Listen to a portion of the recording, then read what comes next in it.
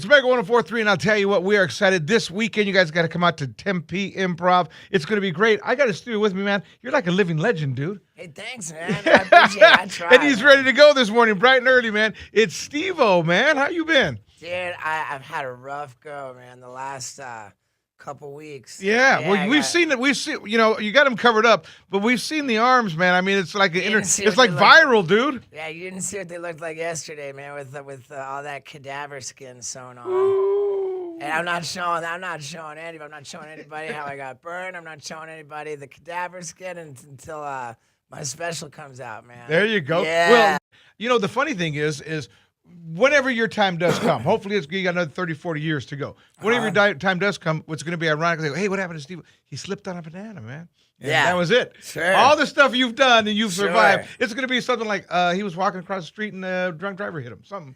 You know what? And that's fine. Like I'm totally cool with that. And like it's interesting that you should say that because like in our whole culture, man, our whole society, like nobody wants to think about death. No one wants to think about old age. Like, oh, if someone's old, that's a party foul. Hide them away in a nursing home. Like we got our blinders on, man, and that's just setting ourselves up to be really scared. Yeah. To be really scared and really suffer a lot, and people aren't really tuned into how important it is to have faith, man. Yeah. Because without faith, dude, you got nothing but fear. Sure. And I don't care how I go, man, because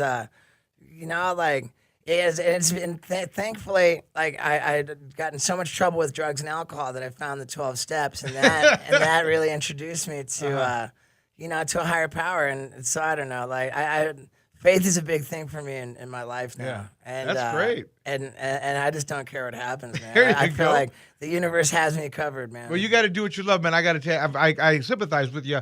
A couple years ago, man, I had a major heart attack. Like I was gone. I got 7 of those defibrillation things. Right. And now, I mean, I've been a motorcycle rider all my life. I love riding the bike. My wife gets scared, but I always say, you know what? After that incident, This is a bonus. I want to do what I want to do. Sure. Because there's no guarantee you'll be here tomorrow. Right. So if I'm riding the bike and something happens, at least they know I'm doing what I want. It's so fascinating, man. This is called an NDE, a near-death experience. And they say that after someone has a near-death experience, they come out of it and they're way more interested, way less interested in like money and you're more interested in helping people and you're more free, you're less afraid, you got more faith. Like you find that happen with you? I find that, you know what, every day when I go to sleep, because I went to sleep and I never woke up. My wife woke up, found me, started working on me. So you did say it wasn't even necessarily a bad experience. No, it wasn't like I was like, I'm hurting, Right. I just went to sleep like a normal thing. She woke up, I was gone.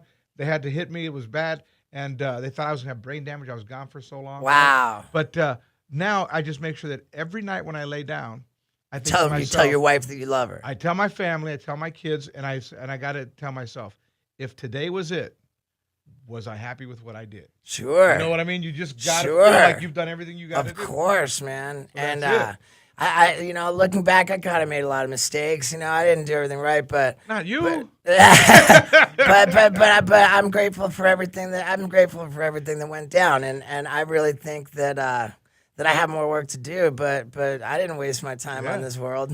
What has happened in your time of your career from doing all this stuff, from all the movies? Who has it been that when you went to meet him and you were excited about, they already knew you and your stuff, and you were surprised, like, oh my gosh, they actually know who I am. Like, they knew you. The time I was in a restaurant and Robin Williams came up, all sheepish. Oh, really? All sheepish, like, hey, I'm so sorry to interrupt you, but do you think, I forget if it was his granddaughter or something like that, like wanted a photo. There's been a lot. I mean, just the other night, like I got a haircut from this guy who's like a barber to the stars, and he's doing FaceTime with Von Miller, who's the highest paid linebacker in the NFL, and that guy was just tripping over me. Wow. I mean, I don't know. It's crazy. It's just really crazy.